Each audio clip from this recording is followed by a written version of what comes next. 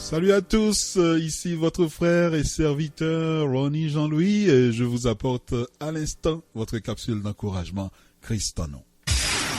À la dernière capsule Christ en nous, nous avons été vivement encouragés par cette liste même non exhaustive des nombreuses actions du Saint-Esprit de Dieu en nous, pour nous et à travers nous. Mais admettez avec moi, les amis, pour que le Saint-Esprit puisse vraiment faire ou parfaire son œuvre, la communion avec lui est indispensable. Selon qu'il est écrit dans 2 Corinthiens 13, verset 14, vous avez cette bénédiction que nous récitons ou nous recevons machinalement souvent à la fin de nos cultes. Que la grâce du Seigneur Jésus, l'amour de Dieu et la communion du Saint-Esprit soient avec vous tous. Remarquez ce que nous sommes appelés à recevoir de chaque personne de la Trinité. De Jésus, la grâce, de Dieu, l'amour, et du Saint-Esprit, la communion. Mais souvent, nous voulons jouir de la grâce surabondante de Jésus. Souvent, nous voulons grandir dans l'amour incommensurable de Dieu, mais nous négligeons le Saint-Esprit. Nous ne manifestons aucun désir de communier avec lui.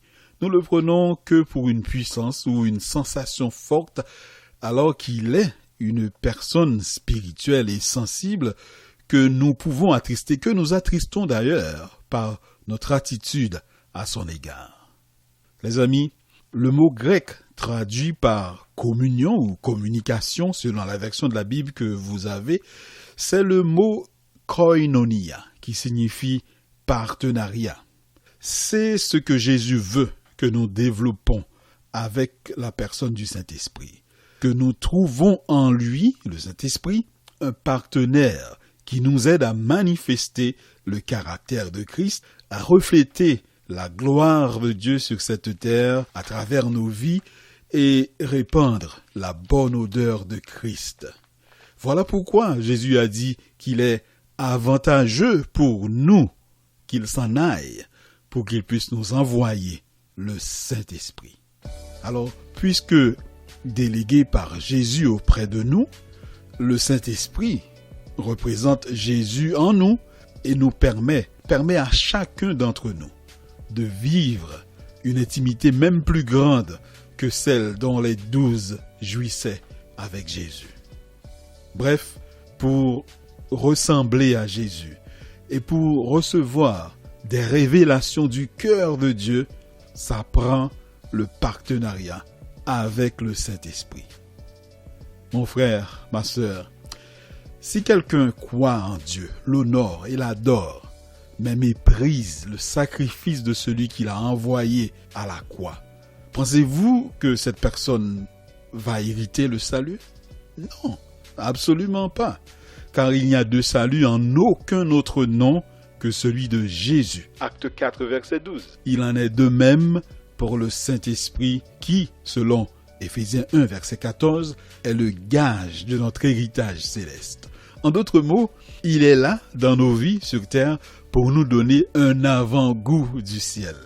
Notre héritage, c'est Christ lui-même, mais le Saint-Esprit nous emmène dans son intimité comme un aperçu de ce que nous aurons à vivre quand nous serons avec lui dans le ciel. Ainsi, être indifférent au Saint-Esprit, mépriser son œuvre, ne pas valoriser sa présence en nous, revient à décliner cet avant-goût du ciel. Alors, nous entrerons peut-être au ciel, mais après avoir vécu sur terre une vie ordinaire, médiocre, qui ne reflète pas la gloire de Dieu que nous transportons.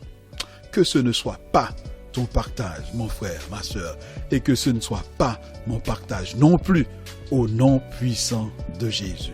Amen.